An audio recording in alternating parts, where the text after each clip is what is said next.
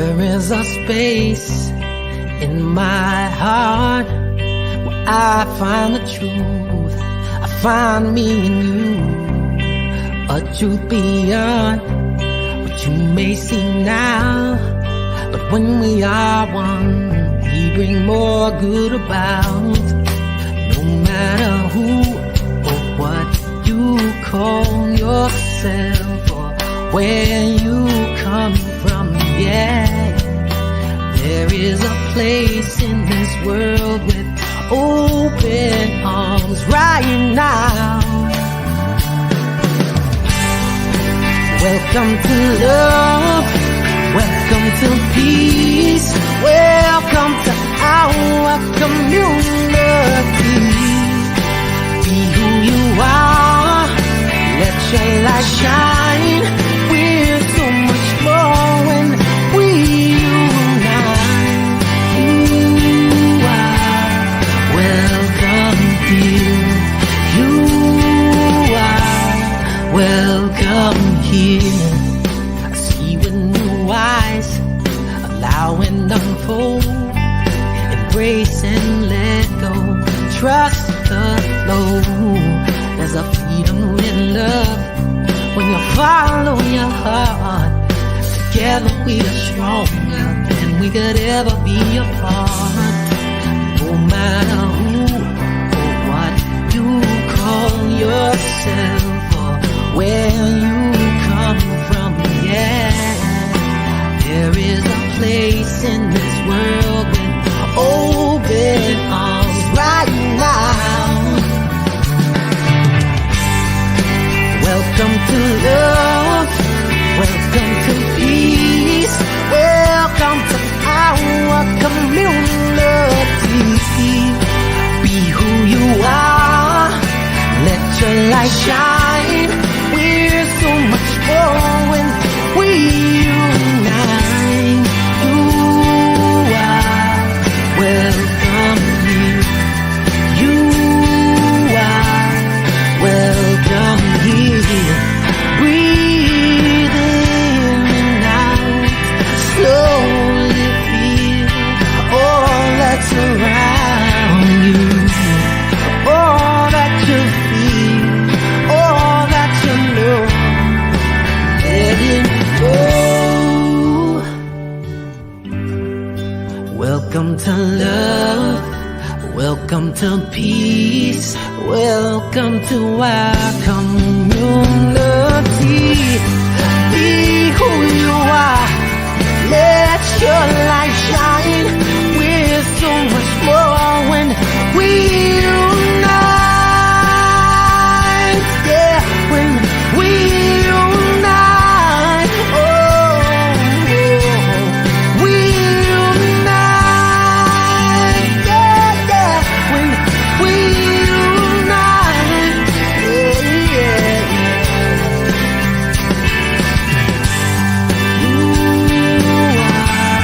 Welcome here, love is welcome here, peace is welcome here. You are welcome here.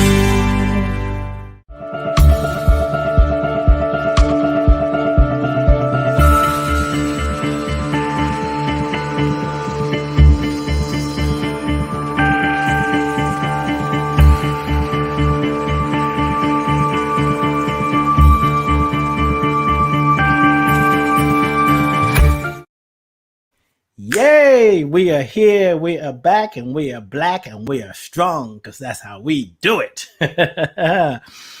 It is good to be back here. I want to welcome you. Good morning, good afternoon, good evening, good night, and good day to you wherever you are in the world. Thank you for tuning in to yourself first, and then tuning in to Ade Presents Being You, the podcast. When you tune in, you give yourself permission to hear differently. And as you give yourself permission to hear differently, you create the space in your heart, in your mind to be transformed. Thank you for being here. I am Ade, your transformational beingness artist. Welcome to another episode welcome to another episode of Ade Presents. Being You, the podcast, the journey back to yourself. This is a place where I remind you to come back to yourself, to recognize that you are one with the one. And right where you are, God is. And we have many ways of anchoring and dropping into that consciousness. I want to remind you, here's one way to do it. This affirmation: I am present. I am here. I am now. I am present. I am here. I am now. It's a way to anchor yourself to this space and reminding yourself that you are one with the one. Ade Presents Being You, the podcast. This is season 3, episode 30. Today's Tuesday, October 19th, 2020. And on this podcast is an invitation. It's an invitation to be yourself, to trust yourself, to live from yourself. And there are many ways to do that. One way is to ask yourself deeper questions. And one of the questions that I always present to you is ask yourself, how do you see yourself? Like, how do you see you? Not what other people said, not what your parents said. Yes, I know sometimes some of the things you come up with is influenced by what other people are saying. But if you just get still and ask yourself, how do I see myself? How do I see the world? Like, what kind of lens are you using to see the world? How do you see yourself in the world? How do you see yourself in the world, and how you see the world in you? The process, the journey, the path to being self is recognizing that you're connected to it all. You are one with it.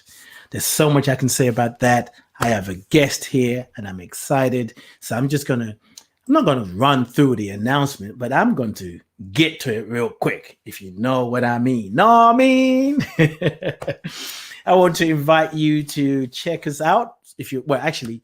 I'm sure if you are not, let me say it this way. If you are not listening via the Being You podcast page itself, I invite you to do that because, one, I want you to like it because, you're here. You might as well like it. Hey, Brendan, nice to see you. Brendan, I was going to say Akasha, but that's not what it is. But anyway, when you get to the Being You podcast page, like it, share the show. That would be good. You can do that for us. I think we, if you're listening, we're tight like that. But yeah, if you go there, that means I can see your questions. I'm in some other platform. I'm on YouTube. I can see your question. If you're on my page, I can see your question, my Facebook page. If you're in other places where this is shared, I may not see your question. So if you put a question in there, it's like, why is he not answering my question? Because you ain't put it in the right place. Ooh, I can say so much about that, but I won't. Ooh, okay. Yes. What I will say is you got to put it in the right place to have the right vibration. Romantic relationship is the quickest way to get to God. Whole different conversation. We'll come back to that another time. So yes, I invite you to go to the Being You podcast page on Facebook. If you're on YouTube, that's fine too. You can like it, share the show. I strongly recommend you to do that. And thank you for tuning in. Announcements. Let me go through this real quick. So for those who don't know, up until, I used to do the show every week, and I switched to every first and third Tuesday. However, I'll be back to doing every week in January. Right now, just working some things out, and I am so glad I listened to that guidance, that intuition, because there just would have been no way I would be able to do this week. I have so much going on. I'm traveling back and forth to London to be with my father. And it's just like, Spirit knows. Spirit knows. Anyway, I want to tell you about Libsyn.com. If you are thinking of starting a podcast, if you have a podcast, Libsyn.com, check him out. That's Libsyn. I'm trying to do all the stuff I do here. Here we go. Libsyn is up there. If you go to Libsyn, what makes them so unique, if you use the code I'm about to give you, you get a whole month free. A whole month. libsyn.com. So if you're looking for a hosting site, you must use the podcast. You must use the code ADE. You type in there the promo code ADE. They have so many features. They're growing. They're acquiring other sites. They're getting bigger. So if you have a website already, check them out. If you're thinking of starting a website, not a website. If you have a podcast, check them out. If you're thinking of starting a podcast, check them out. But, if you're like, I don't know, check them out. When you do sign up, make sure you use the promo code ADE. If you sign up today, you get the rest of October for free and the whole of November. But if you wait till November 2nd, that's important. November 2nd, you will get the whole of November free and the whole of December free. You must use the promo code. Other than that, I ain't got nothing to tell you. Other than you weren't listening. Something Chapman, don't forget parents-child relationship. Oh, yeah. Yeah, well, yes. Okay, so I said romantic relationship is the quickest way to God. Yes, indeed. And Pat is checking me. He's like, well, don't forget parent-child relationship. That's true, but it's a little bit different. It's the parent-child relationship to God. It's the sort of like, I don't know. Let me just stop while I'm ahead. But romantic relationship, you get some benefits on the way to God. That's all. That's all I'm saying. We ain't doing that show today. We can talk about that. But yeah, I often say parenting is the highest form of spiritual practice, and so is romantic relationship. That's where you get to meet God. And like I said, it's a whole different conversation. Anyway, but somehow that wants to come up. I don't know. I don't know why that wants to come up, but we'll see what happens. I also want to tell you every Wednesday, Eastern time, Pacific time, which is 6 p.m. Western time, I get to it, 9 p.m. Eastern and 2 a.m. UK time, you can join Ricky Bias and myself for Soul Fulfilling. That's every Wednesday if you're in America, and Thursday morning if you're in UK, and figure it out if you're in other parts of the world. I'm sorry, that's just too much. My show is only about an hour and a half. Okay. Join us every Wednesday where we get to go deep. Ricky gets to share some of her songs, what inspire them. It's a sacred ground. I don't always know how to describe what that experience is, but check it out and you will know. Catch the archive. To find out more, go to youtube.com/Ricky Bias. That's Ricky, RICKIEBYARS. If you didn't catch it, hit me on the rebound. That's So Fulfilling with Ricky Bias. What else do I need to tell you? Some other things is going on. Oh, I'm part of an event that's coming up November 1st to the 5th called With Hearts Wide Open. It's a group of speakers. It's a 5 days global conversation. And this event is, individuals who will share stories of courage, wisdom, inspiration, and supporting people to open up their heart, to grow and to follow what they love. To allow what you love to guide you. Whew, that's a whole different conversation. Because sometimes when you follow what you love, you're kind of confused about what you love. But when you let love take you, woohoo, it's a whole different experience. Chinu, it's nice to see you. Ashley, nice to see you. And Pat, yes, that's a whole different show. Quali's in the house. Thank you, my dear sister. I appreciate you. Barbara is in the house. Thank you. I'm trying not to rush because I have a guest there. And but anyway, we'll get to it all. We're in divine order. To find out more about the conference With Hearts Wide Open, go to withheartswideopen.com. However, stop. With dash or hyphen, hearts dash or hyphen, wide dash or hyphen, and open.com.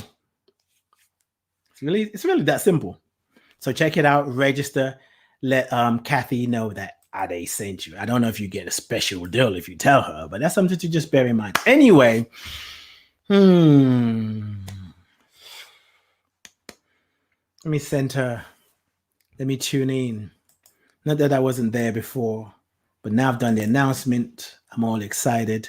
Once again, I invite you to share the show, spread the word, but you don't have to, but I would appreciate it. And this is a way where I'm often careful when I say this. We're not trying to change. I'm not trying to change anybody. But at the same time, no, not but. And at the same time, we're amplifying truths. We're amplifying a consciousness that we all know, even people who disagree with us, understanding this consciousness of love, of togetherness, of what it means to be human. But sometimes we think our way is the only way, but there are many ways that leads to God. Why? Because God is on the path. God is the path. So whether you see it that way or I see it this way, we're on the same road. It ain't that deep. You get too caught up. All right, let me read a little something about my guest. I'm excited about our conversation, and I invite your questions, your thoughts, your comments. Nice to see you, Brandon, Ashley, Chinu. I want to say Chinue. I know you're going to disagree with me, but if you go to the Igbo people, it's Chinue. I don't know why I'm doing all that because it doesn't even look right. But you like to be called Chinu. So that's what I honor, because I know I value names and what it means and the energy that it carries. And it's important for us to value each other's name because there's an energy, there's a vibration to names. And we're going to talk more about that. So my brother who's joining me is Jo'el Adifon. Here's his bio. No stranger to the miraculous and the otherly otherworldly. Jo'el is a professional. He told me I don't have to say these words because he knows going to jack it up, but I'm going to make an attempt. Portafortuna. Yeah, I jacked it up. I can just feel it in my vibes. I can feel my body going, you jacked it up, dude. But anyway, what that means is he is a luck bringer. So if you're here today, guess what? You're lucky. You're lucky. I never used to say I'm not lucky, but that's not a word that I use. But after having a conversation with Jo'el, I'm like, interesting. So it's going to put a different spin on it today. So he's a luck bringer. He's a professional luck bringer. And he's also a wonder worker who helps people manifest through the magic of grace and luck. He helps people. I feel the vibration of that. He helps people manifest through the magic of grace and luck.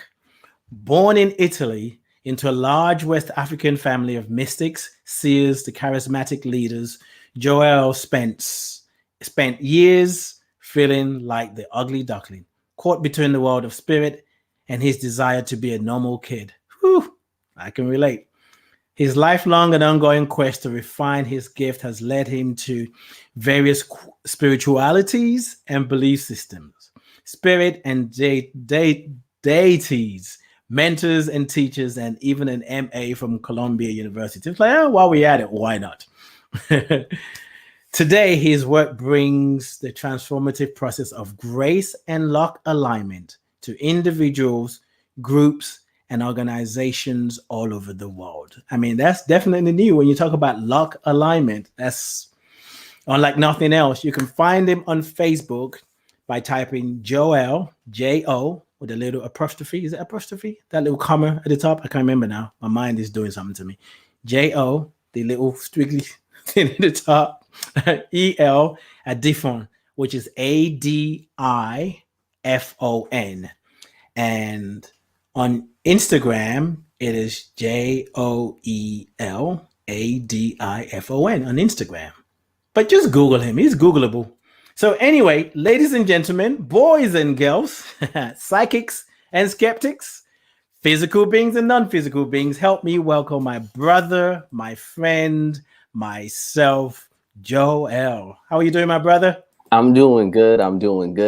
Look, as you were reading my bio and you were talking, I'm already feeling spirit, the divine, the work happening already. So I want, with your permission, can we actually do what we were going to do at the end?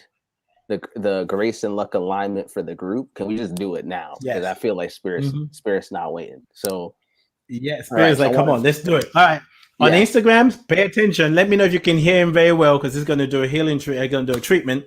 For And sure. So I'm going to share a little bit about grace and luck, mhm. and just what the mindset, the understanding behind the work I do is, and then we're going to hop into it and we'll see where it goes. I feel like Spirit's Yeah. taking over this this podcast right now, and we're going to roll Yes, with let's it. go.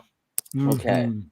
So essentially, most people are used to hearing the word grace and the word luck used interchangeably. In the Mhm. work that I do, they are distinct. They're interlinked and interconnected. However, I have them as distinct. Grace is the power that corresponds to our alignment with our understanding of higher power. Grace deals with possibility. So if you want to make anything possible, if I want to make anything possible in my life, I call upon grace. Think of grace as the door between you and your blessings, you Mm, and the divine. mm, Luck is the force that deals with your relationship, my relationship with myself, your relationship with yourself, and how mhm, that internal relationship deals with cause and effect. So while mhm, grace is outside of what we would call cause and effect, what some people would call karma, mhm, luck works in that. Luck is the active alignment of the forces of cause and effect in the world. And mm, luck deals with probability. So while grace deals with possibility, luck deals with probability. So let me put the analogy together. If grace is the door, then luck is the shape and the size of the door. So Okay, you say that can again. be You said, I think the internet did something funny. You said luck. You said grace is the door. if Luck. grace is the door, Mhm. then luck is the shape and the size of the door. Mm, And so essentially, when we say that somebody is full of grace, but mhm, not particularly lucky, let me describe the experience of these people. Typically, they'll find that they have the understanding and the experience that anything is possible. mhm, However, as far as the execution of that understanding, it's hit or miss. So they could mhm, hit a home run one day, and then the next day they go through these drought periods where nothing happens. And they're like, wait a minute, I've seen the miraculous. I've seen the understanding that anything is possible. Why is nothing moving or why is nothing happening in my life? It's because they have all these open doors. All their doors might even be open, but they're not the right shape and mm, size for the divine, for that reality to pour through. mm, Now, if we say someone is super lucky, but not particularly full of grace, what does that mean? And what does that look like? That means they mm, have huge doors. Their doors might be ginormous or just the perfect size for whatever it is that needs to come through, mhm, but they're not all open. And so, what this looks like in experience is that they might find that they are able to be super lucky whenever they believe something is possible. But as soon as they step out of their field of possibility and attempt to manifest anything outside that, their luck all of a sudden doesn't work. mm, And so the mm, work that I do through the invocation of the magic of grace and luck is to help people be full of grace and super lucky, because those are the people we write books about. Those are the mm. people who change the world. Those are the people who get stuff done. Yeah. And so what I'm inviting everyone here, and if you can just go ahead and comment, and idea, if anyone jumps out at you, or if Mm, you're getting people's names, just say their names real quick, and I'll bring the transmission of grace and luck through for them. okay. So real quick.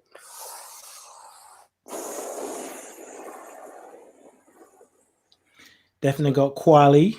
okay, so Spirit, I thank you. I'm just opening the field right now. So Spirit, I Sure. thank you. I thank you, Great Divine. Thank you, God, Goddess, Holy Spirit, and all the intelligences, powers, and manifestations who are here,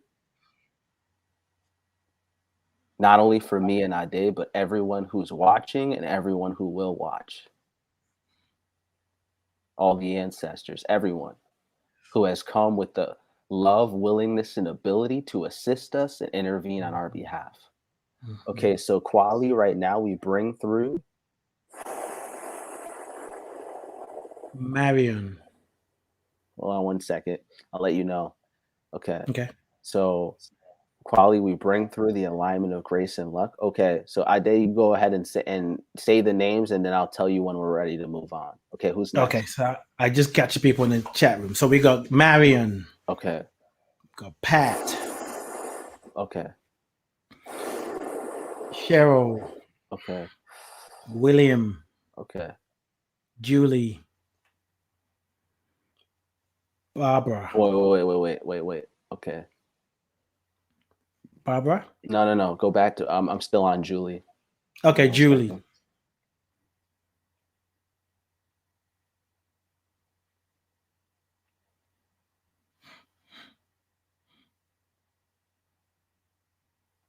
second.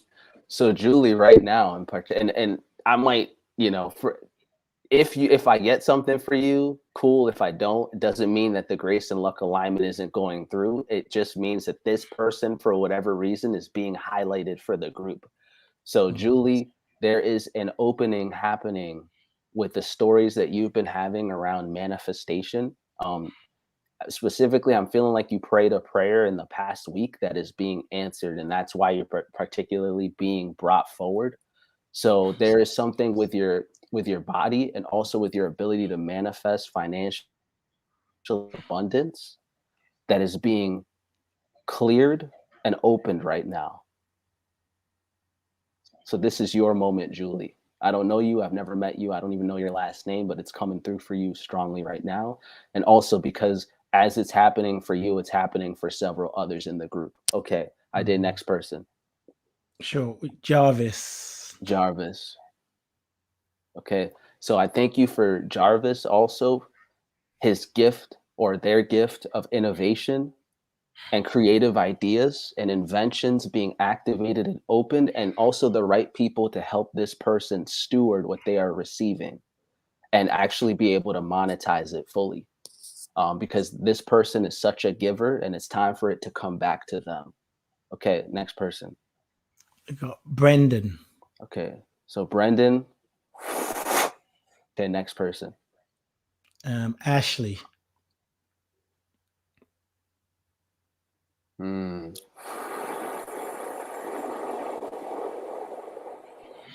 So the gifts of mediumship, spiritual channeling, intuitive insight that are on Ashley's life.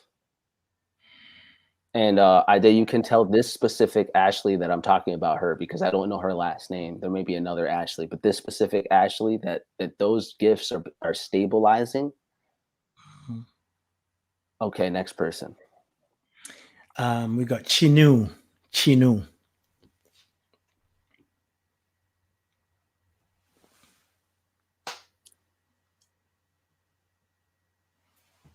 Yeah, there's a grace of self-love that is opening up from Chinu to Chinu, and I just see a lot of like matriarchal, like I'm talking maybe like great grandmother and back beyond that, showering her with love at this moment. You said shower and And what? Say that again. showering her with love at this moment and bringing an empowerment for her to stand in her voice. And I also am seeing her like writing, and I'm seeing like a writing like with a message. So with sharing a message that's going forth from her communication, from her thinking, from her mind, and actually taking certain experiences that she's kind of like, oh, that happened to me, and I will live through it. And she doesn't even like really talk about, but that there's a lot of gold there that is actually waiting to be translated for the people that are around her and even beyond. So like I just hear this ancient like grandmother saying to her, like, don't waste your gold. don't waste what you have, the wisdom that you have that is actually ready to come online, because you do see that you have wisdom, but there's wisdom even beyond what you think you have that is actually really impactful, and it's ready to come online. Okay, next person. Yes, we got Dion. Okay, so a special grace coming through for Dion. Okay, next person. William.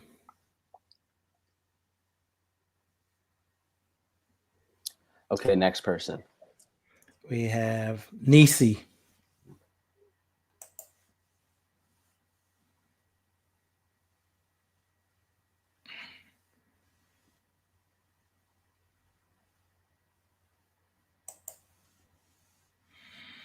Ah, okay. So there's a grace of forgiveness and a release of the past coming through for Nisi.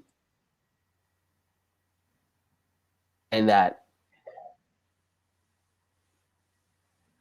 so the divine is right now taking Nisi beyond their conception and understanding of what it means to be worthy. I'm almost seeing like a book with all this stuff written in it, and the divine saying, like, throw out like your concept of worthiness, unworthiness, and just receive it, like a baby. Like a baby, we don't think about whether or not a baby is worthy or unworthy, deserving or undeserving. When a baby cries, they are fed. When a baby is hungry, they are fed. When a baby is crying, they are held. And that is how the universe and the benevolent creative universe wants to manifest towards you, is the movement in your heart, the desire in your heart to receive is opening, and the barriers are being dissolved. Okay, next person. Hold on. I'm read next person, but what you just read, because I know her, touches me so deeply. I feel so emotional. Like, Mhm. so, so we have Misty.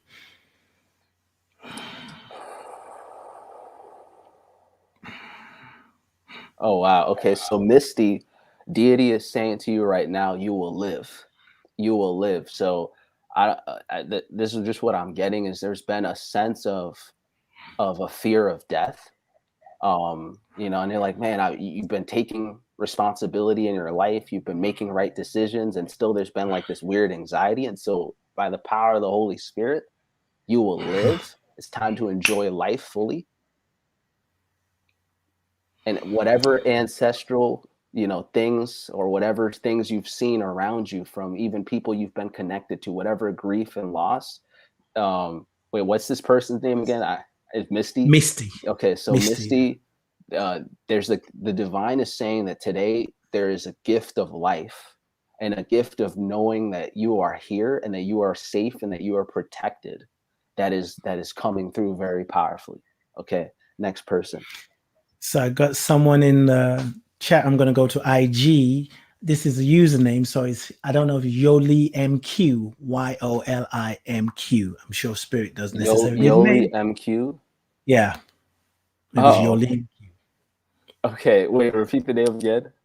Well, it's a username because an IG. So it's Yeah, yeah, YOLIMQ. So maybe it's Yolim Q, like yeah, Q is yeah. Well, yeah. this person knows who they are. Yes. So there's actually this is actually more on the luck side. So you've had like, and okay, so a lot of people have had this, but and I know your brain is going to say, well, this, but I want you to take it. You have the choice, whoever you are, Yoli MQ, to take it for yourself. There's something about you and the lottery, and that I feel like the power of luck is wanting you to know that that is not like an outlandish thing for you, that you've actually seen your luck show up in a way, and you actually know that you're lucky, and you could actually exercise that and expand it. And so, yeah, okay, this is why you're getting this right now. So as a child, you had the understanding and the knowing that you could affect things with your mind, that you could have things happen, that anything was possible. And especially like it manifested as weird, very bizarre coincidences, very powerful wow, how did you get that? People saying you're lucky. And even now it's still there a little bit, but it diminished because people told you to grow up, and people told you that to stop being, to stop, to stop really leaning into your imagination. And so right now there's a healing grace coming through for you to be able to open back up to what is possible for you, and also to have that be that your probability is not the same as other people's probability. And so you need to allow your probability, which is this probability for the fantastical, for the fortunate, for the lucky to happen in your life, to be what it is. And stop trying on other people's ways of manifesting, and allow that natural, organic way that flows through you to come through, because it's like breathing for you, and that's who you are, and it's okay. You don't have to feel guilty, you don't have to feel weird, you don't have to feel anything about it. This is possible for you, and so start allowing that. And when that comes through, it's going to deal with some of the troubles that you've been having in your life, are going to be dealt with, because it's basically like you've been given this gift, and you're like trying to be a pauper when you're actually royalty. And so this luck wants to begin to work through you. And so just let it, as Ade and I are going to talk about today, you're going to have this journey back to yourself in the way that's natural for you, and it's going to release a lot of things. Okay. So next person. Okay, let's go to my people from South Africa, the place that's calling me. So we have Namza. Namza. Okay.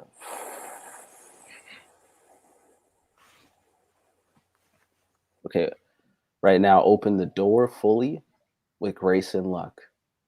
Okay, I got room for 3 more people. Okay, so I think we got 3. Let's see. So we got Pumulo. I hope I'm pronouncing that right. Okay. Right. If I made a mistake, forgive me. Pumulo. Yeah. So Pumulo. Oh, so Pumulo specifically, there's an activity of the angelic around you. So there's a lot of angels, and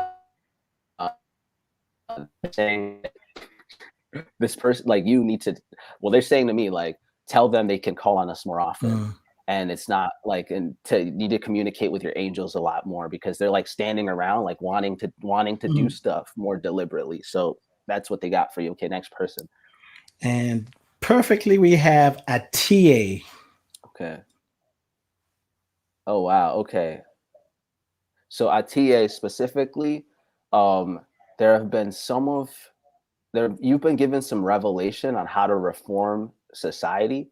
And what I saw was like education and children, and not to discount that, because there's actually some people in your community, maybe even in government, is what I'm seeing, that are looking for what you have. So, just be open. Grace is going to work, but I believe there's going to be some connections that happen there. All right. So I thank you. I thank you, Great Divine. I thank you, Magic of Grace and Luck. I thank you, Holy Spirit. I thank you, all the supernatural intelligence of resurrection and power that's here. And I thank you for opening this space. And all right. Yes. So this you didn't see because you were doing the work. Here's what Julie said. You may not even remember what you said, but she said, "Thank you, Ade. I did recently put a prayer out regarding finances and the greater good. Confirmation. If anybody needs it, God knows. God knows." Yeah, and I've never met. Just Ade will tell you, I've never met any of these people.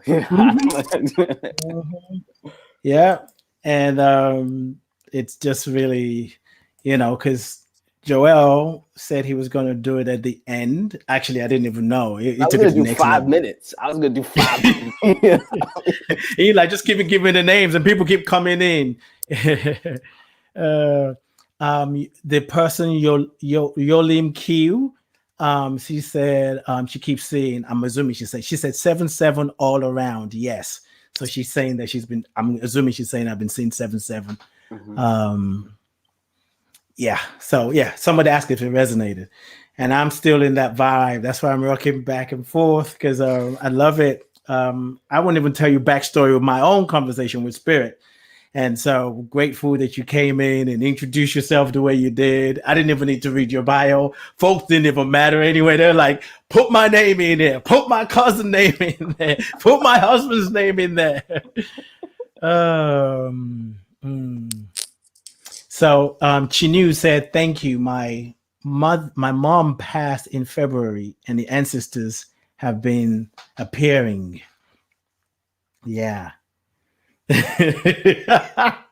Oh, thank you, William, for making me laugh because I was kind of feeling so much, but I'm going to show you William's question in a minute.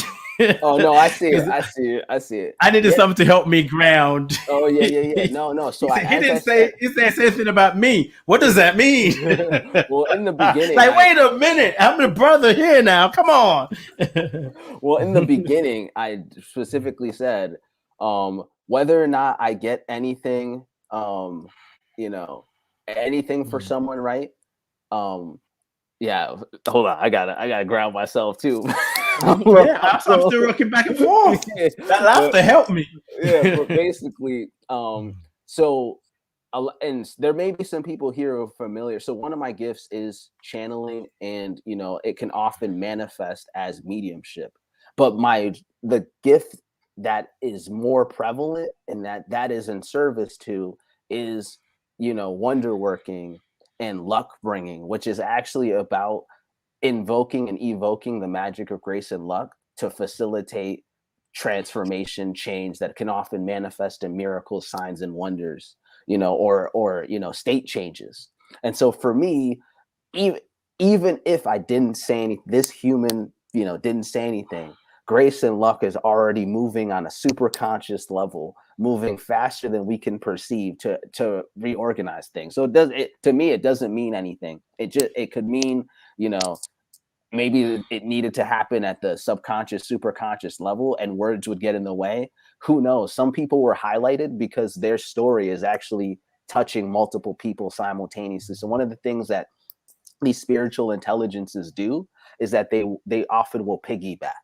So they will often hit a story that has resonances for multiple people. And I've seen like people that specifically work with those who are going to them. You said you've seen what?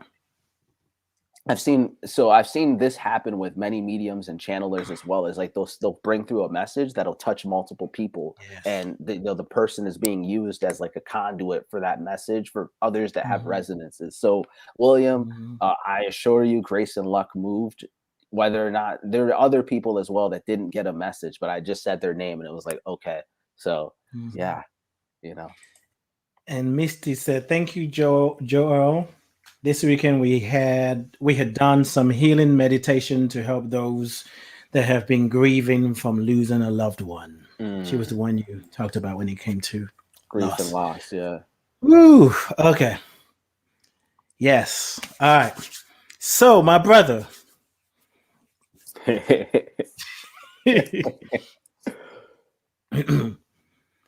Okay, William said, "I got it. Thank you." All right, so let's introduce you to the people in the 3D dimension. For sure.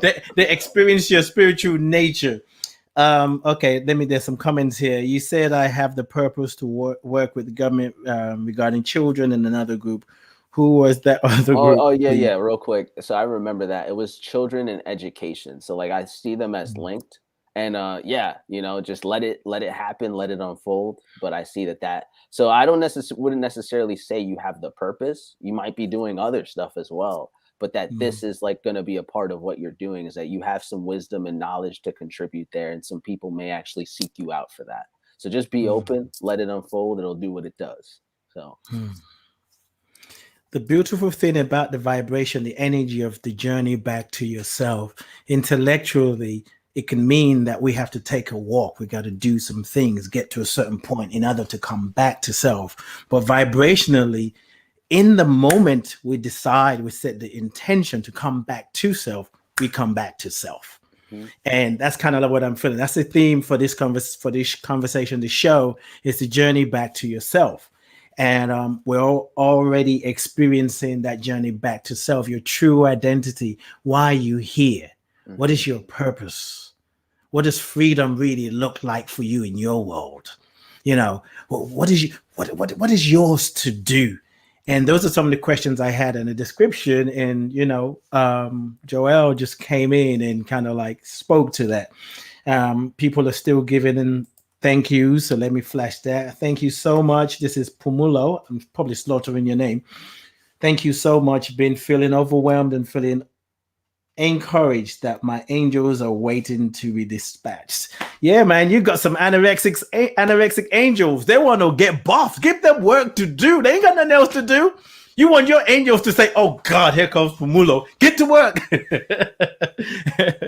Let them carry the weight. Let them carry the worries and the concerns and the overwhelmment. So, my brother, you know, I'm doing my best to not do things the way I'm doing it while listening to what wants to happen. And I do feel like this name thing is important. So I want to go to the name. So your name, we've sort of talked about it briefly. I didn't really tell you much about why I asked your name, but can you tell us your name, including your middle names, and what they mean to you? Oh, for sure. So Jo'el, my full name is Jo'el Semevo Marius Adifon. So Joel, right? Semevo Marius Adifon. So starting with Jo'el. Joel means it's a Hebrew name, and it means Yah is El, or Yah is God. And so just to real quick, because you could do a whole like biblical theology on this. Essentially, it is the combination of the frequency of Yahweh and El, which are sometimes correlated and sometimes different.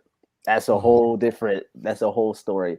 I also want to say that it is, according to a lot of rabbinic and Judaic understanding, it is the first name of Metatron, according to I think it was the Apocalypse of Abraham, which I think was like in Second Temple Judaism. So that is a whole thing. Sebevo is a name that comes from Benin, West Africa, and it's a folk name, and it means say that again. God you said started. Is a name that came from where? Yes. So Semevo is a name that came from the folk people of Benin, West Africa, and it means what God has started, no man can stop. And then Marius is a Latin name, and it is connected to it can mean a man of the sea, a man of Mars, a man of Mary, all three simultaneously. So when I think of names, I think that there are layers of meaning. So all the different meanings of that the name has held throughout the years are part of its field of intelligence, and that we can interface and interact with all of them simultaneously or with specificity, right? And then Adifon is a name that comes from my father's side of the family, and it means out of all of my brothers, this little one will rise up and be the strongest. There was an ancestor who was a chief who founded a village who held that name. So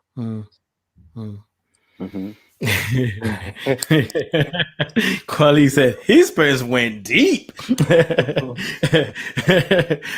Or maybe he brought deep to them, or deep met deep. Because so here's the thing, because on this show, this Ade Presents Being You, I think our essence, can be found in our names. Like some people don't resonate with their names, they'll change it. And I also do believe, whether you resonate with your name or not, there is something about the name you were given, however it was given to you, whether your adopted parents gave it to you, whatever the case, there is something in there for you. And when I listen to the meaning of your names, I just feel like confirmation, because I know names carry a certain vibration. You have an interesting journey. I mean, we all do, but when you say, you were born in Italy, if we say he's Italian, or if we left the African part of it, then we expect you to look a certain kind of way. And then, but then when they hear you talk and they see you like, wait, I think you said it's from Italy. So, and even your beginning, your arrival in the world is unique. Tell us about your beginning, because we're talking about the journey back to yourself. And what I think we could do, however that needs to be done, is we'll tell this story in a way where people can kind of go, like they go to a restaurant that they've never been to before, but they heard that the food is so good. So they have like little appetizer to taste and go,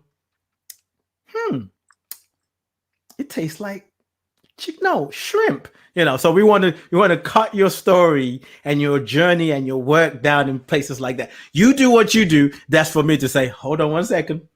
Let's taste it. And then more, please. You know how you were telling me, go ahead. I'll do that now when it comes to what you're about to share. For sure, for sure. Okay, cool. So you were born in Italy, but tell us the story, how it began and where you are today. Yeah. So basically, my parents obviously were born and raised in Benin, West Africa. My father's basically like his spiritual father. And you could also say his spiritual uncle. So someone in his life who is very much like my grandfather, but not by blood, took him from from Africa to Italy to go study. This person happened to be number 2 to the Pope.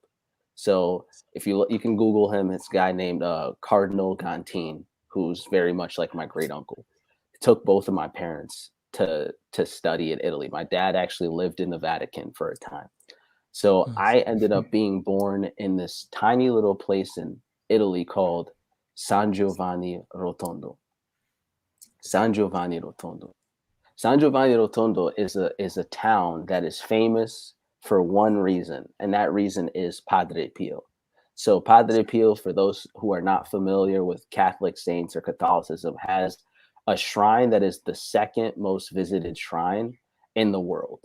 And he died in 1968. He was a priest who known for this gift of, he had stigmata, meaning that as a mystic, wounds of Jeshua of Nazareth manifested on his body. He could be in multiple places at once and with physical attestation. So he could often leaving objects behind. So basically his body would be in one location. He would go into a deep contemplative mystical trance. And then another one of his bodies, because we as human beings have many bodies, would materialize there, and he would assist people, save them from like all kinds of stuff. In fact, members of the Allied forces during World War II actually saw his body materialize in the air, stopping planes from dropping bombs on his town. And I have the documentation on that. If anyone wants to see it, it's pretty profound. In fact, one of the people that saw him ended up being joint chairman of the joint chief of staff. So during Eisenhower. But I was the first Black baby born in this hospital. And I was born on my dad's 33rd birthday. My dad. So you came in letting people know you're going to know who I am. Something like that. But I was born on my dad's 33rd birthday. My dad is a 33-6 life path number. And I was born into a family where, of mystics, of seers, and of charismatic healers. It wasn't uncommon for, uncles and aunts and cousins to have dreams, visions, to say, hey, like so-and-so died. They came to me in a dream. They told me to go find this thing, this object they wanted to be put away. And like people would find the object. Like that was kind of normal. And so when we came to the US, when I was 5.5, the first language that I spoke was Italian. And as I started, learning English and making friends, it was kind of weird to have this whole supernatural life and then realize that like, oh, there's plenty of people going to church and doing their thing that don't know this is a thing, that just pray and don't expect someone to talk back, that pray and don't expect things to happen or things to change. Right. So as I got older. That's what you were recognizing at 5.5. Yeah, 5.5, 8 years old, things like that. And so, of course, this was my normal, this was my world, but I was also, I really wanted to be a normal kid. I wanted to make friends and all of this stuff. And of course, this experience isn't always the most conducive. Not to say I didn't have friends. I definitely did. I definitely had my people, but there was always this sense of being the ugly duckling, of feeling weird, and at age 15, I had a very vivid visionary encounter with Jeshua people are like, okay, Jeshua, you mean Jesus? Yes, I mean Jesus. I just say Jeshua with a J because in the Hebrew we'd say Yeshua, but with, you know, when we say Jonathan, we don't say Jonathan. So I just put the J in to combine me connecting with Jeshua and his Aramaic vibration, and then also me as a modern person. So I had this vivid experience where Jeshua came and, you know, talked to me about my love, my life, and then hugged me. And it was a very profound emotional experience. And I'm like, okay, I want to share what I just experienced with How old were multiple. you then? I was 15 and a half. And so I wanted to share this experience that I had with others, right? So at age 16, between 16 and 17 is when my, you know, channeling and more intuitive and clear audience and those kinds of things really turned on. And I started communicating messages.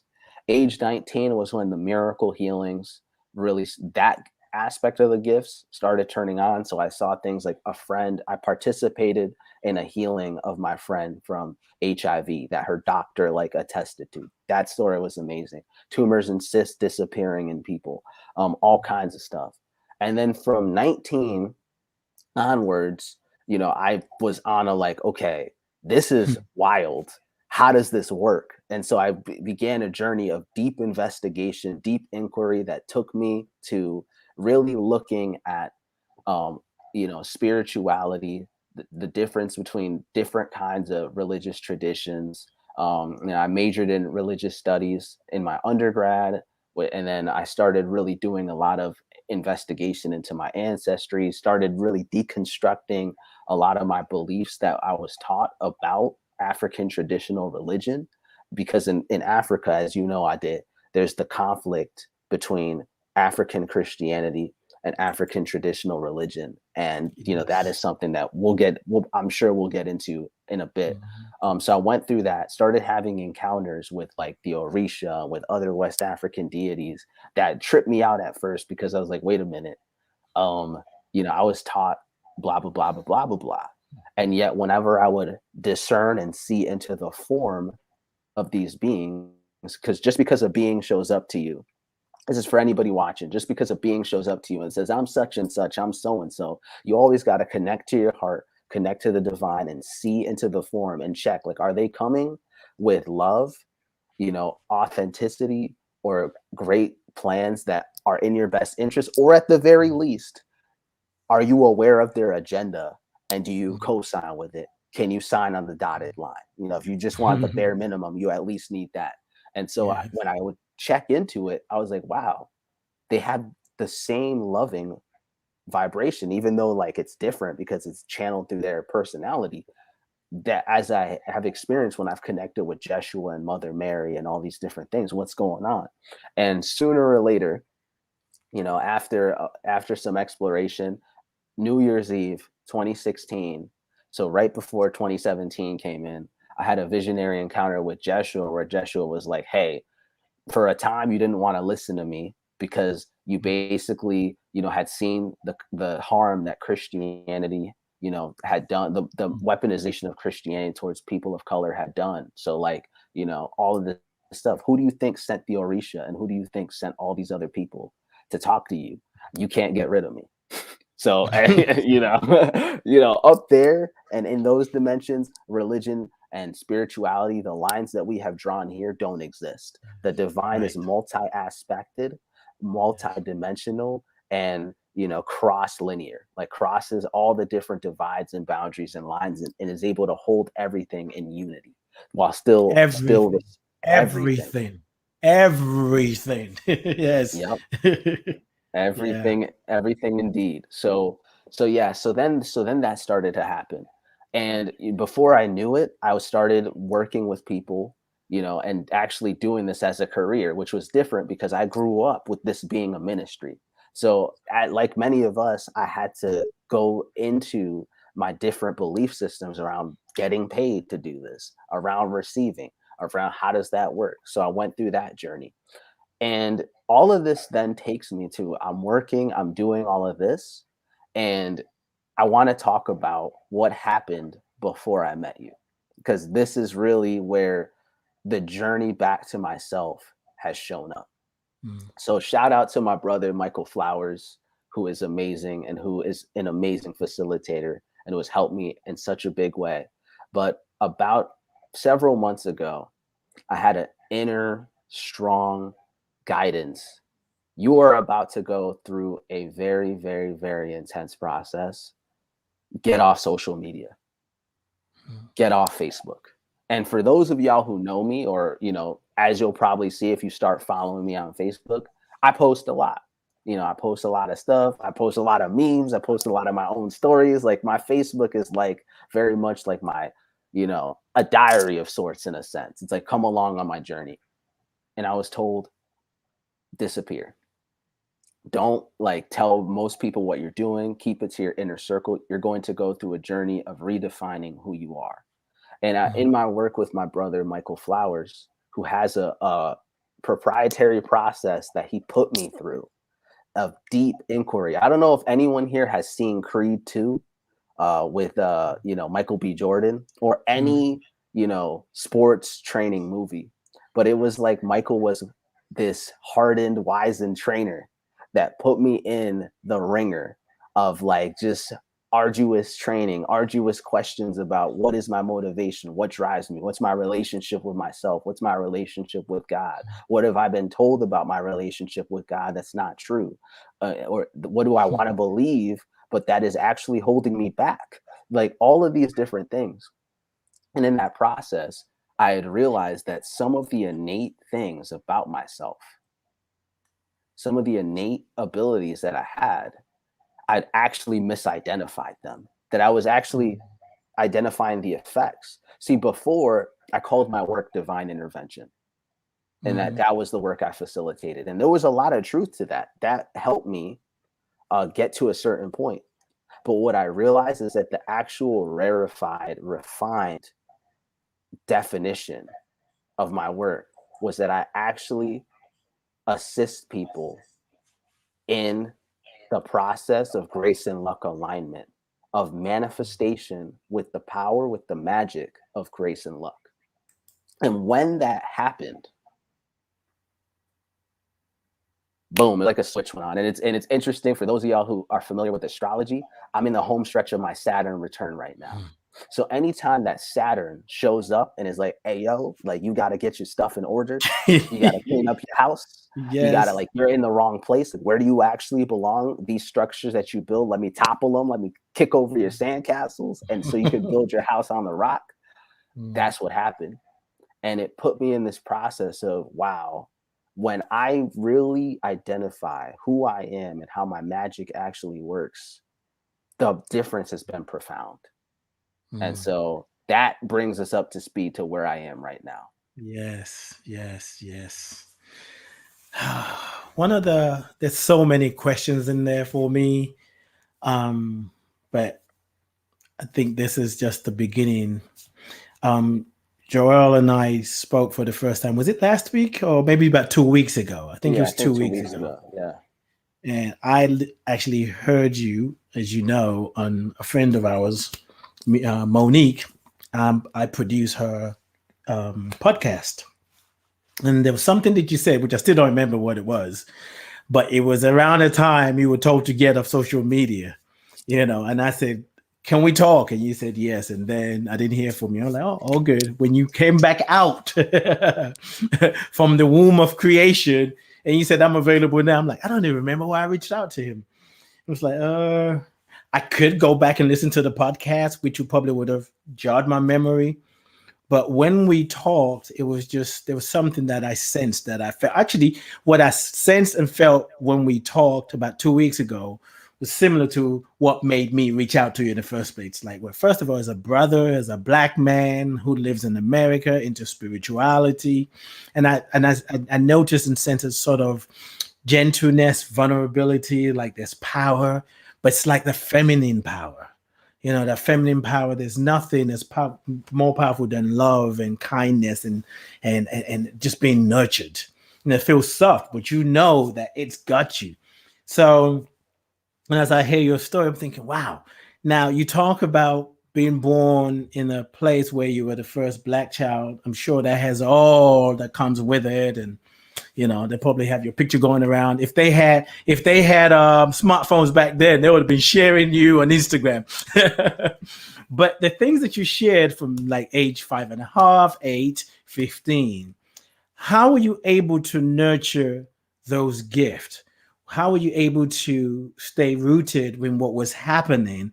Did your parents support the experience that you were having, or did they try and talk you out of it? Like, you've been hanging with the devil. We need to take you back to church and light some candles and take you to the priest and confess. So I want to give my parents huge, huge, huge credit, like huge, because, and I'm going to share an experience that I had that illustrates how they responded. When I was 8 years old, my mom had this practice of going to a particular Catholic church when no one was there and decorating the statues of the saints, like leaving them flower, like changing out their flowers, doing all of that stuff. She wasn't getting paid to do that. She did that because in her heart, she loved these people and these beings and honored her connection with them. And when she would do that, I would sit in the front pew. And there was this big, huge statue of the risen Jeshua that was standing there and with a smile, like just chilling. And I looked up at this statue. And one particular day, I looked up at the statue, and the statue became vividly lifelike, and like it went from being wooden to like fleshy, and started breathing, and the smile was very alive. And I could feel Jeshua moving and perceive that. And so I got up, and as all little kids do, and I ran and I said, Ma, ma, ma, ma, ma, ma, ma, Jesus está movendo. Jesus está movendo. Jesus is moving, Jesus is moving. And I told her what happened and the experience I had. And she said, ah, que bello. Oh, that's beautiful. And went right back to doing what she was doing. Now, that is a key thing, because the first thing she did is that she validated my experience. The second thing that she did is that she normalized it.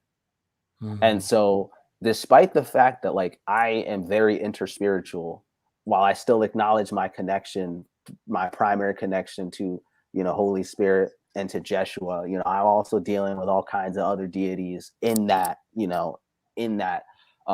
field, right? My parents are very much rooted in the Christian, the Catholic, charismatic traditions. And yet what they've always given to me, and what I owe them so much for, is they gave me a place. They, and by extension, the family and the people they were connected to, gave me a place to feel safe, to know that, hey, these things are normal, that the divine is this real. And that gave me freedom from some of the reality boxes and constraints that we give to children. How many times do people have an experience, especially in the Western world, and they're not as lucky as I was, right? Where they're like, oh my God, I see a spirit, or oh my God, like this happened, or, whatnot. And they're either, not taken seriously, where you said, oh, that's great, honey. Like, go to sleep or have a cookie, or, right. What, like what's on the news, right? Yeah, right. Or move because I'm watching the game, which is even worse, right?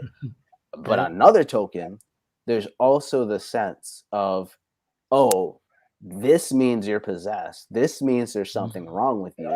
Let me kick, let me kick that. You know what I mean? And so with that perspective, while I have had my own, trauma with the church and like, religious people and spiritual people and all of that stuff, right? Simultaneously, I owe my parents so much for the work that they have done and continue to do to give me that sense of support, and to always honor my gifts. And they always taught me, if it's coming from the divine, even if we can't always understand it, we're always going to support you. And that is a great gift. So. Yes, indeed. It is a great gift. And it takes me to something that you mentioned earlier. That's something that I don't know if I wrestle with it on some level, this whole thing about African spirituality and religion and Mhm. the conflict and how it's treated. And the fact, yeah, there are some people, when people feel like they have power, they can abuse it, misuse it, or use it in the right direction.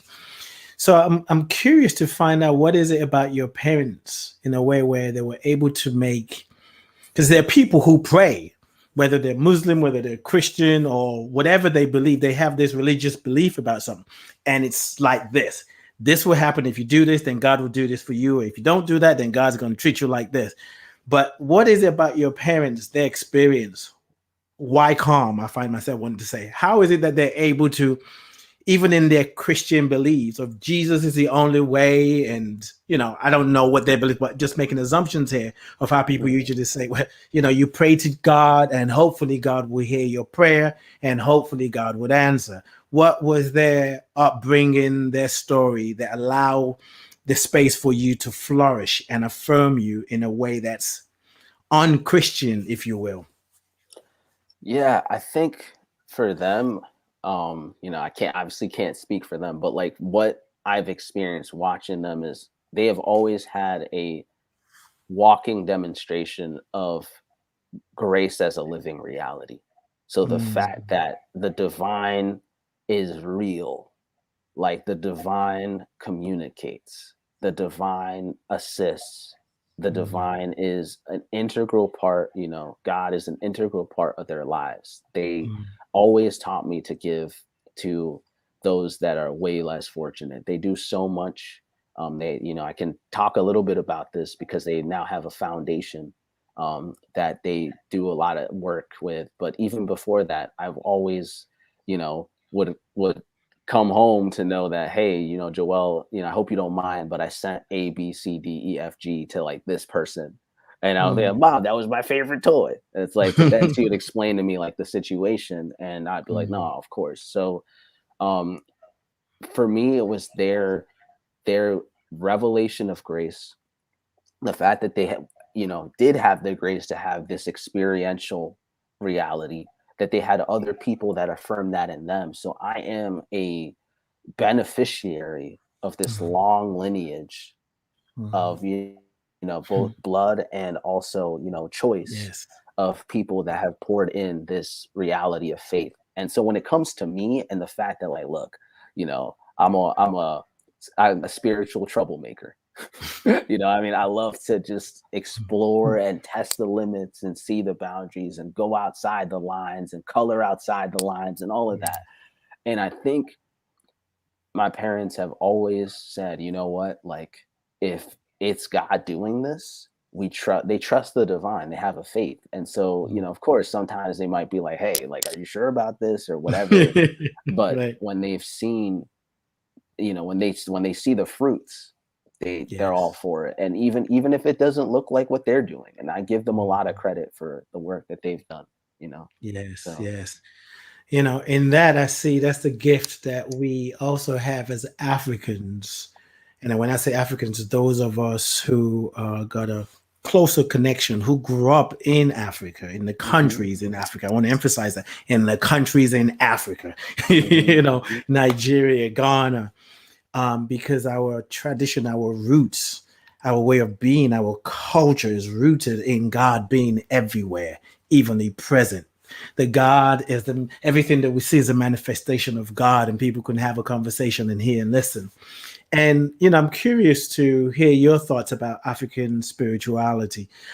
More people are open to it, and the conversation is getting louder. People are talking about ancestral healing, ancestral work, where in the past the West would be like, that's devil worshiping, but yet worshiping Jesus, who is dead, even though they say he's coming back, but somehow that's kind of looked at different. Or then the idea of drinking his blood and eating his flesh, So there's this kind of things when you think about, wait a minute, what are we really talking about here? Um, what are your thoughts about African spirituality and why you think now people are more open to it than before? Yeah, well, First and foremost, I just want to say, like, I'm not initiated in any like African traditional religion. So like my relationship with the Orisha, my relationship with other deities has come through when I go into the divine reality, they come through. So I want to say, like, this is my experience, this is my journey, but there are people who are like qualified in these lineages who are, you know, the same way that I was attuned in the Catholic charismatic field to that specific vibration, they've been attuned to their specific vibration. I want to say, like, this is Jo'el from my experience sharing. But all that being said, for me, I really believe that part of why African traditional religion is opening up so strongly right now is because we cannot heal what has happened without addressing all of the forces involved in this dialogue. And so the same way that, you know, my homie Jeshua had all these projections that have happened, you know, as a result of, you know, the way that he was used as a mascot for colonization, as a mascot for enslavement, as a mascot for domination and empire. We need to have the same conversation about how there were things like certain laws written to say to, you know, African peoples, African captives, that they could not practice their religions because it terrified their captors, because their practices actually allowed them to tap into powers that, like, for example, there's stories and accounts and people say, oh, that's folklore. It ain't folklore. You know, it's real, of people that were like, I'm not a slave, and they just disappeared. Frederick Douglass, you know, and while this is what I'm about to allude to is hoodoo, it isn't, I just want to say, so it's different. I want to say it is an example of like Black wisdom being used. So a lot of people don't know this, but Frederick Douglass was given a root by this hoodoo man named Sandy, who, and this root was John the Conqueror, that he carried around in his pocket and allowed him to overcome. He got this strength and he beat up his slave master. And shortly after, he escaped. And so a lot of these people that we look at in these different things are connected to this wisdom. A lot of these, you know, freedom fighters and, you know, all of these like anti-slavery abolitionists and all of these different people had connections to this. So in order to tell the full story about African ancestral traditional religion, and that's why I think it's opening. At the same token, there also is something I've learned, and I've learned from people who are in these traditions, as well as my own relationship with the deities. Something we need to be careful of as Black peoples, as melanated African descent peoples, is the over glamorization of some of this, because that is a shadow side. For example, in Benin, some of the royalty had certain rituals that they did to basically, when the captives were sold into slavery, right? They basically had a ritual that they would do to make the captives forget who they were, so that they wouldn't come back and haunt the king.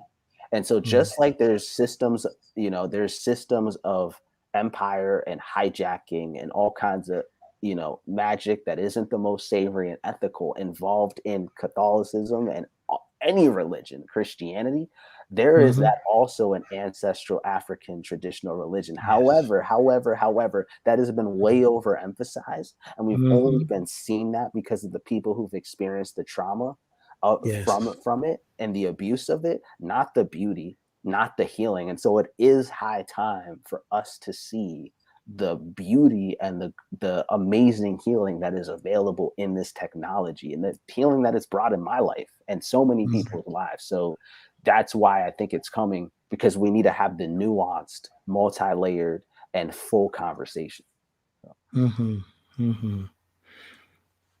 This is going to sound strange or weird, or maybe not. When I'm interviewed, because I love being interviewed, because I don't know what's going to come out my mouth. I don't know. You're just like, I'm in the moment. And sometimes the feedback that I get from the person interviewing me, or the expression, I'm like, I'm just answering a question. And I listen to you. I ask you one question, and the way you pull it together, just like, I feel like those people interviewing me is like, wow, wait a minute. Let me slow this down. But we got a few more minutes before we slow it down. I want to stay with the African spirituality and ancestral work, ancestral healing.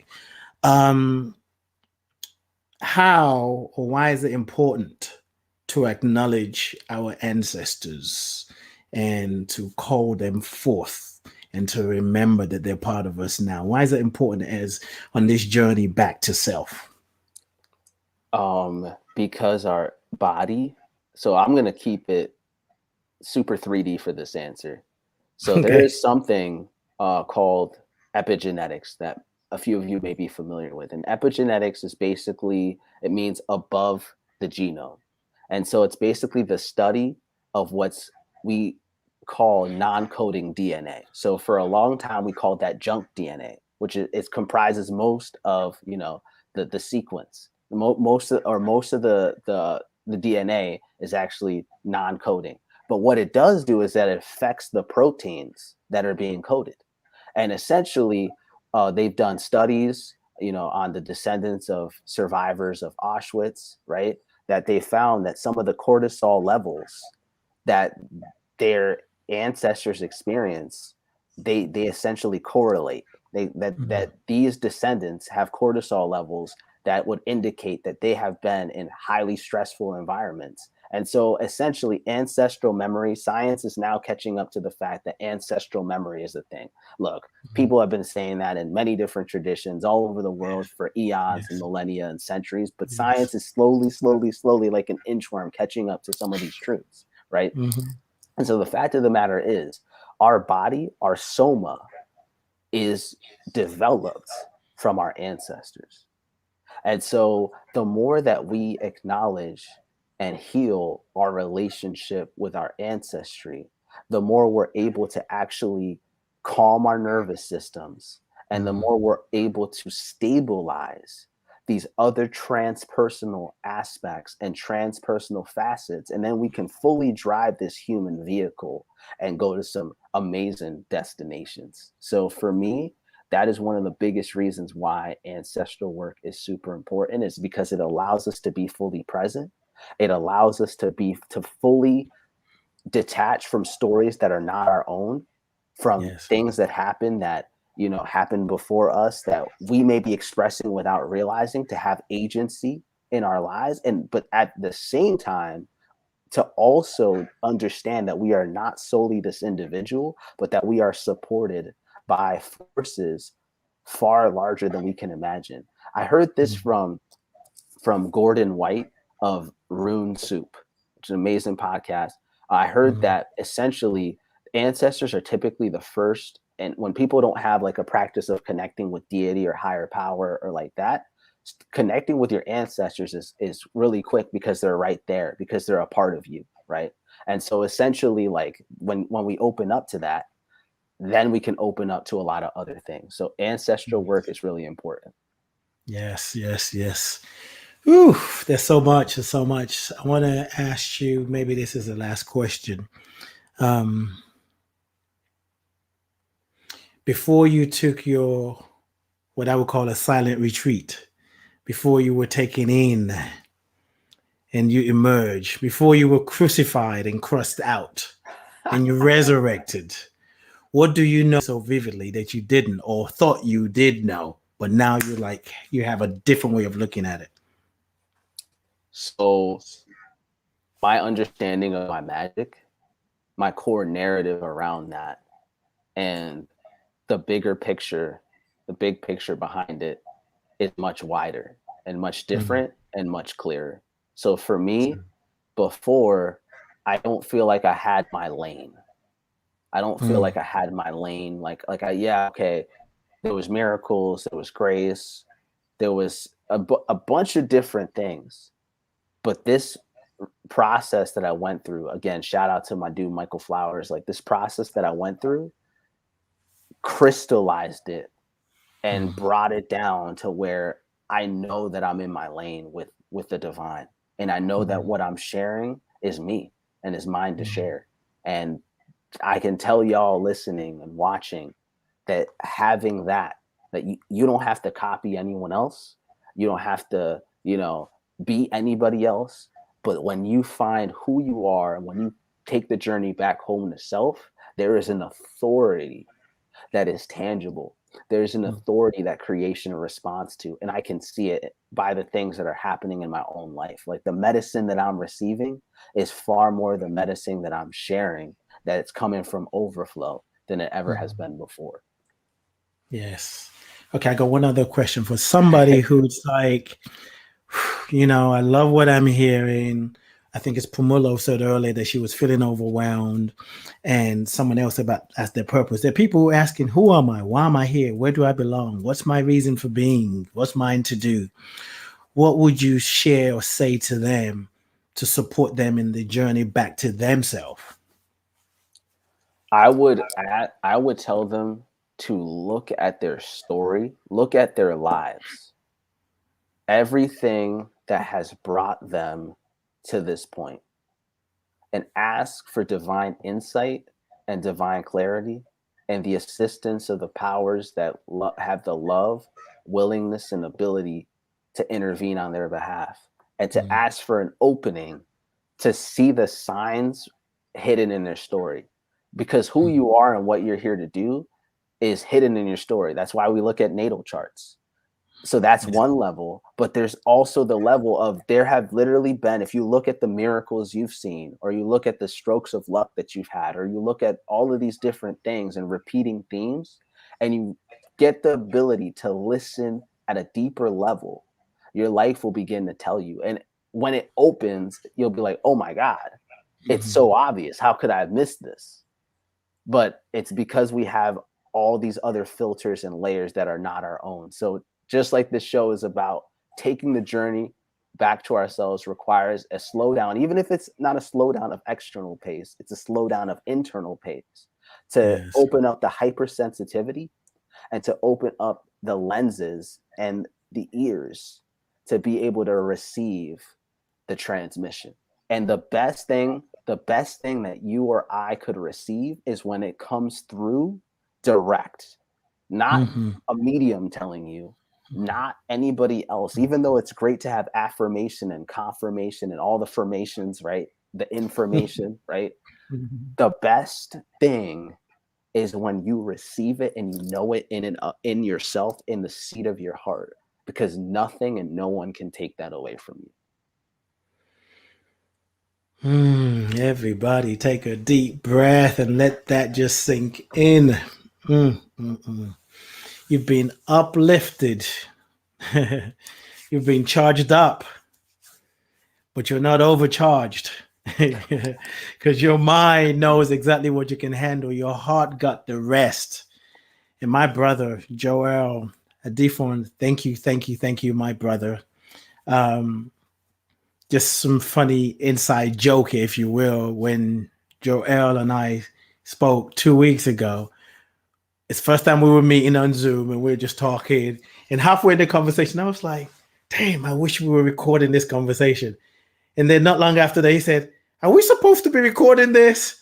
Are we supposed to do a podcast together? I said, yes, we are. And this has been so nourishing. And by some of the conversations in the chat room, I can see it's the same as well. Thank you. Is there anything that you want listeners to know? Anything you want to say about your services, about whatever's on your mind, what you want to share with listeners? Yeah, no, for sure. So if you are interested, my website is currently undergoing a reconstruction. But if you are interested in the work I do, a grace and luck alignment, and what that entails, follow me on Facebook. You can also follow me on Instagram, even though currently I don't post there as much, but follow me on my social media and stay tuned, because there will be announcements on that. And also you can message me directly and ask me, and I'll be more than happy to talk to you about what I do, my services, all of that. So grace and luck alignment, reach out. I'm definitely open for that. Yes. Thank you, my brother. I appreciate you. And if you got some organic juice and some nuts and stuff in the green room, and if you have time, I want to chat with you right after I wrap up the show. But thank you for what you do and who you are and how you're showing up. For sure. Thank you for having me. You're welcome, my brother. Life is good, is getting better. What a show. Some of you just stumbled. Yes, indeed. Yolim, is it Yolim Q? How do you say your username? She said, amazing on all levels. Thank you both. Thank you for listening. Ashley said, excellent, excellent. I'm trying to read this thing. Excellent. Maybe I need my glasses. Excellent experience today. Thank you both so very much. I think IG needs a different background to make it readable. Yeah, I am full. If you notice, I mean, I often do it, but I have just been rocking because inside I feel this energy moving through me. If you want to move from aha to yes, to integrating, to embodying what you heard, or make whatever is going on in your life, check out my website, lifecoachade.com, lifecoachade.com. And when you're there, sign my mailing list so that I can keep you updated. There's a conference I'm doing. It's going to air between November 1st and November 1st and 5th. There's some other things coming up. Just sign my mailing list if you want to. And if not, all good. Anyway, I love you. I bless you. I appreciate you. And I thank God for you. Every time I finish the show, I'm always thinking, I'm finishing the show. It's like, what else? But I can't think of anything. Anything in the chat room, on IG. Let me look over here. Check out Joel's Facebook. It is Jo'el Adifon, which is Adifon. And yes, don't bother calling him. You send him a message on Facebook, bam, you will think he works at Facebook. Thank you, everyone, for being here. I appreciate you. This has been good. And I'll be back the first Tuesday in November, which I don't know the date now. I think it's the 5th or something like that. Anyway, figure it out. Until January, the show is every first and third Tuesday of the month. And it's time to go. I love you. I bless you. I appreciate you.